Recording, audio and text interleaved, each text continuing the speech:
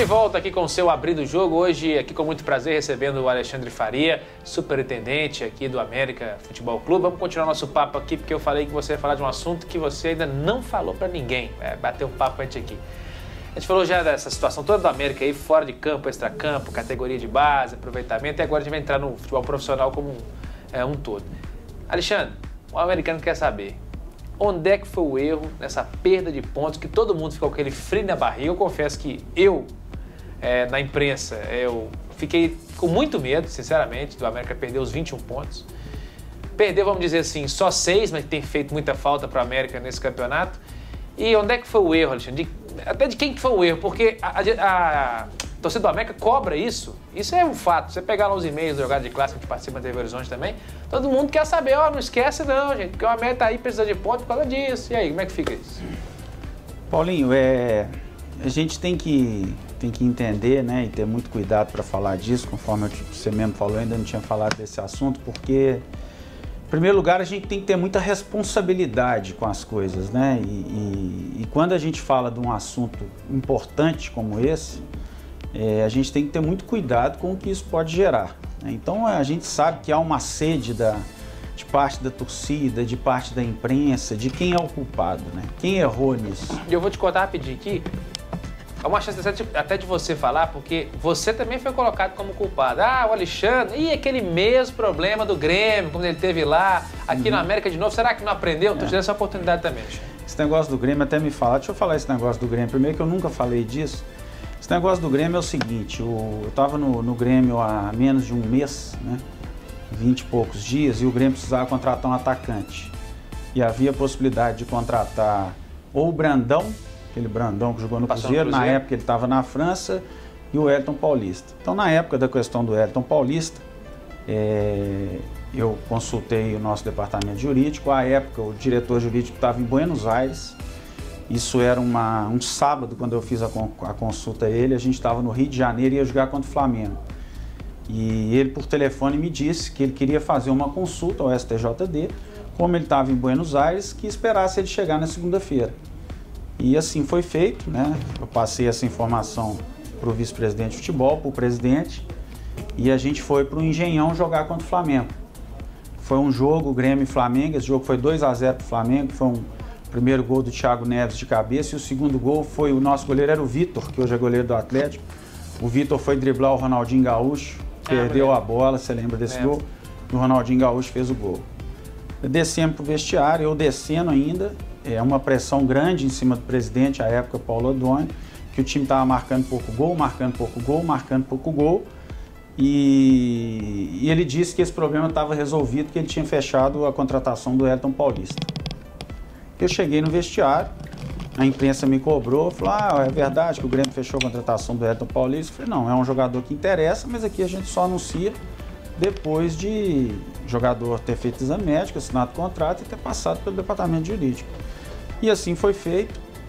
Na segunda-feira, o nosso diretor jurídico chegou, fez a análise dele e entendeu que deveria interromper a contratação, que havia sido anunciada pelo presidente, não por mim. Obviamente, isso deu um rebu importante, né? E tinha que eleger alguém, e foi eleito o mineirinho aqui, né? A imprensa toda veio em cima de mim.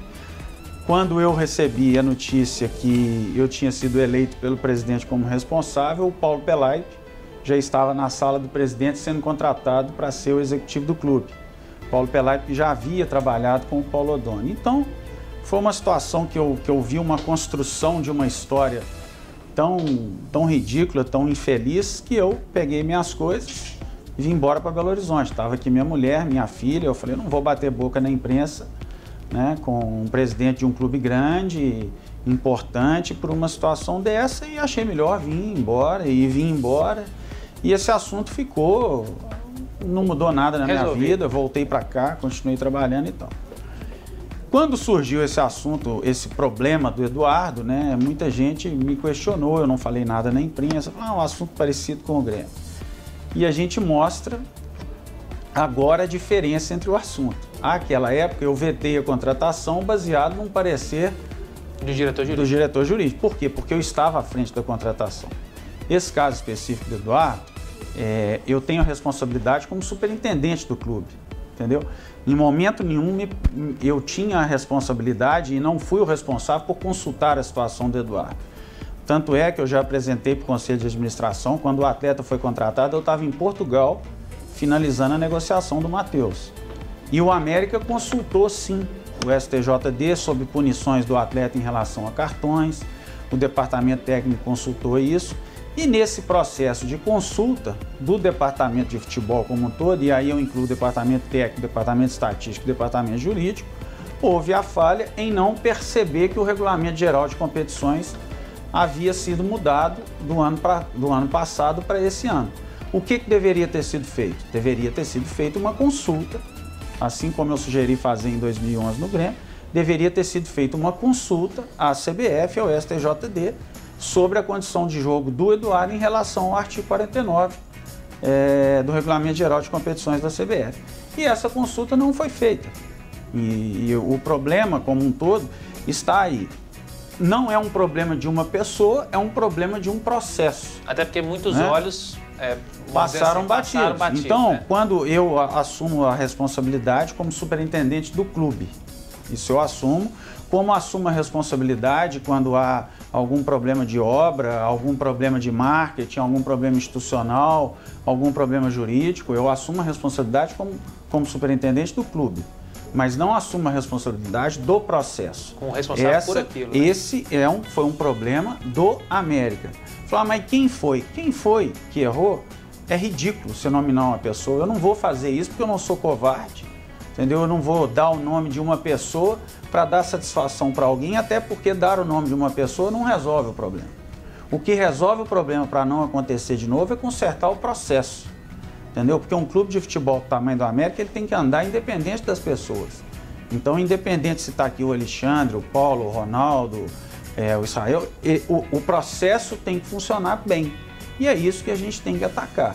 Né? Então, quando, por exemplo, um caixa de banco dá um troco errado, ele tem a responsabilidade, o chefe da tesouraria tem a responsabilidade, o gerente tem a responsabilidade, o diretor tem a responsabilidade e o presidente do banco tem a responsabilidade.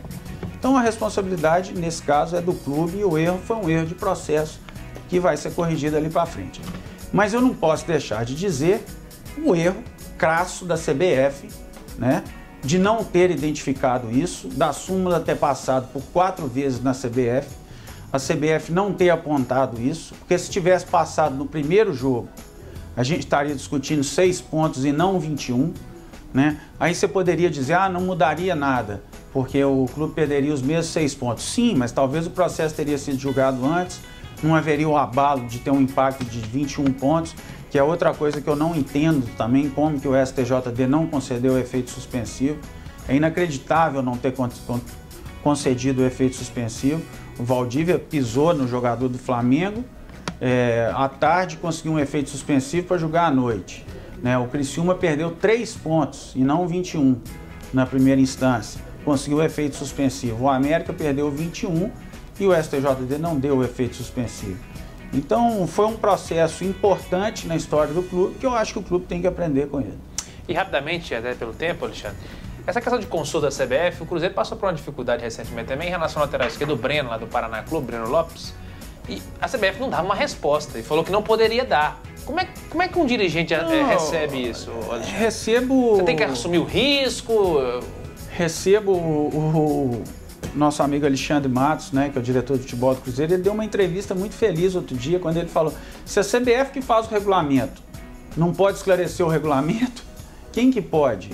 É uma piada isso, né? É uma piada isso. Então, a gente fica numa situação de insegurança, plena insegurança, né? Então, o caso do Breno, por exemplo, né, que você citou do Cruzeiro, na minha opinião, na opinião do pessoal do Cruzeiro, eu conversei com eles, é óbvio que ele poderia jogar, porque ele fez mais de 6 jogos, não na Série A, na Série B. Mas essa influência dos tribunais é tão grande sobre o resultado de campo que o time fica com medo, entendeu? E há o receio. Então o que eu acho que tem que resolver é minimizar essa influência dos tribunais no futebol, que hoje está muito grande. Hoje ele tem decidido muitos campeonatos tem também, decidido muitos assim, campeonatos, né? Tanto para baixo quanto para cima. Hoje também, a gente vê a Série B que a gente está jogando, o Icasa está jogando como eliminar, né? Então É um negócio complicado isso. Alexandre, valeu, acho que foi bem esclarecedor a sua Valeu, entrevista Paulinho. aqui, foi bacana o nosso Beleza. papo pro o nosso telespectador aí, o torcedor americano, deu para esclarecer tudo em relação não só a esse caso, mas aqui a situação da América, que vive uma fase nova. A gente vai chegando no final do nosso Abrindo o Jogo nessa semana. Até semana que vem, galera. Um abraço. Tchau.